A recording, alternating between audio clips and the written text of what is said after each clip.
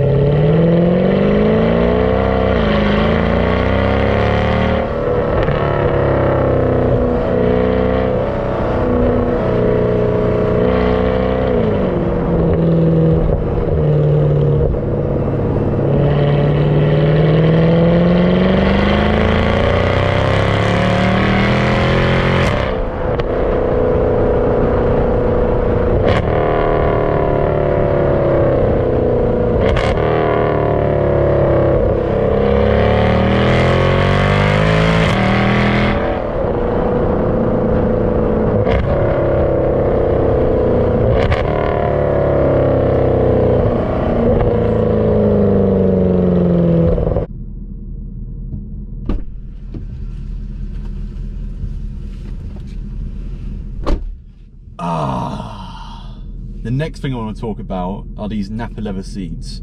Not only do they look good, I love the black and red combination, that's right up my street, but they're really comfortable.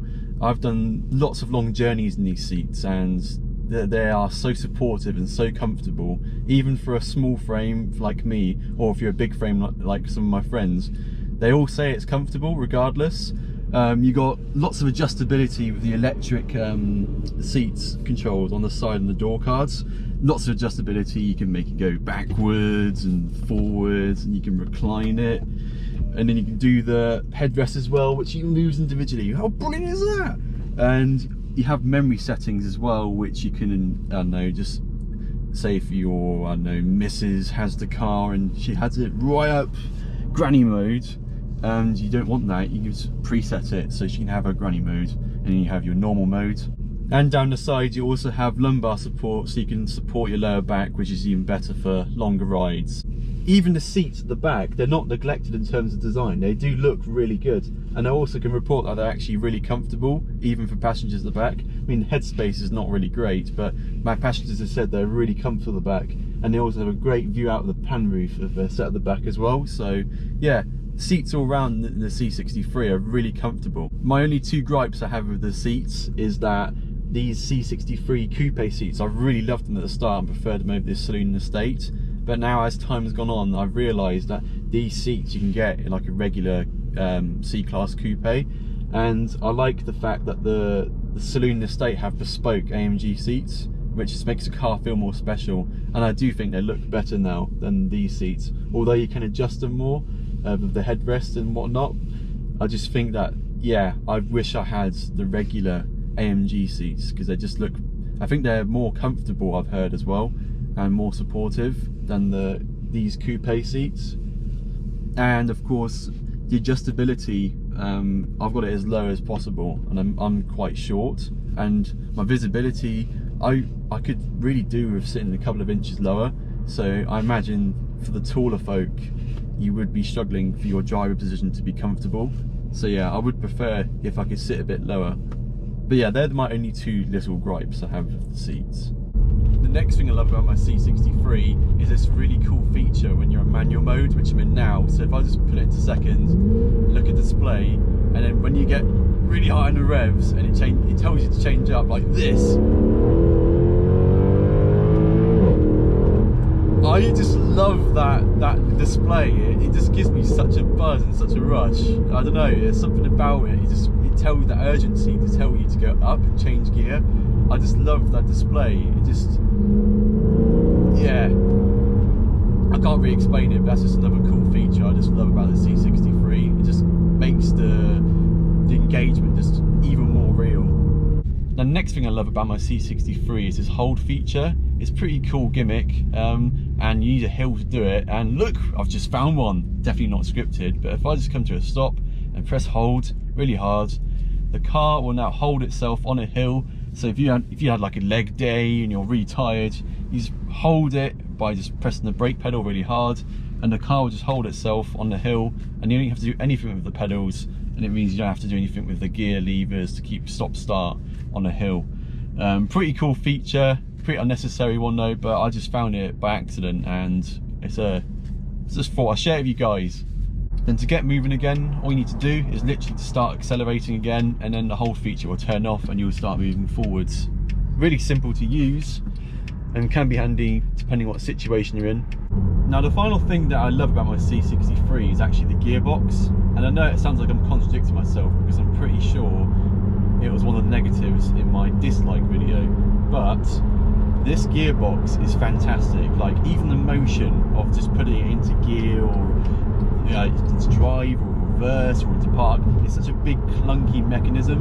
It makes you feel like you're with one with the machine and you're putting it into drive. Like these days you have like these little switches or a little lever on them to put it into gear or whatever, and I just love the whole mechanism of holding this massive big gear lever just to put it into drive. It suits the character of the car. The whole feeling of the car is just so engaging. Like, it's not like electronic and it's just driving you. You're putting it into drive. You're in the whole mechanism of doing it. And then you've just got the gearbox itself. I know like a DCT gearbox, like the really super fast ones, would like make this car much better and faster and more efficient with the gears. But I generally love the MCT gearbox I've got, the 7-speed. It just suits the car. And when you're on controlled efficiency mode, it's such an easy, relaxing mode to be in if you're just pootling around. I agree, it's terrible if you put your foot down. The kick down takes ages, which isn't ideal.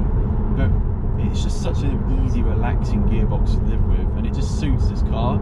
And then you've got the other side of it. If you're in Sport Plus mode, it's such a dual split personality. It just becomes a complete animal. And the gear changes are so ferocious and sharp and quick. It's not lightning quick like a dual clutch, but it's quick enough. And then you got the downshifts, which you probably heard earlier in the video, and the upshifts.